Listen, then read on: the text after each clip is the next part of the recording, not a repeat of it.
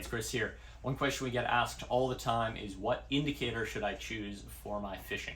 And to be fair, there are probably too many indicators on the market, but we've whittled it down to the indicators that we think are most practical and that we think you need in your kit. So when you think of indicators, you're basically balancing two things. It's sensitivity and buoyancy.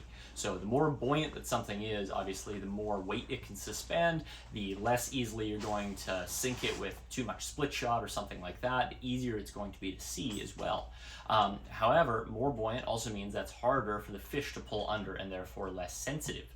Those more buoyant indicators, think of your big foam or balsa indicators, whatever, something like that, they do tend to have a lot more weight to them as well, and so they land a lot harder on the water and they can be harder to cast. So definitely some pros and cons to each.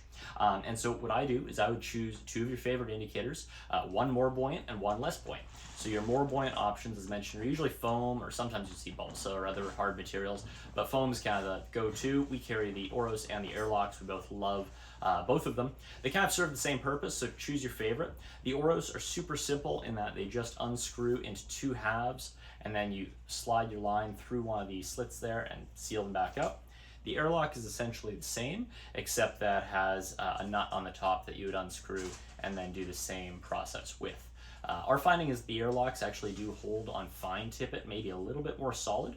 However, it's very easy to drop this little nut, and so the simplicity of the Oros is definitely a big selling point as well. Both of these are also made with biodegradable foam. These aren't going to disintegrate in your box, but if you do hang one up in a tree, you don't have to feel quite so guilty about it, which is why we absolutely love them. And these are a great go-to option for a lot of our steelheading or bigger river fishing or lake fishing, where we need to be able to see the thing at longer range or suspend more weight and that kind of thing. And if you're thinking about those larger fish like steelhead, the sensitivity is less important. You're going to see the takes usually pretty easily on these things. They also have the added benefit of having a little bit of mass, which if you're trying to cast into wind, can actually help carry your nymph rig through the wind a little bit more effectively.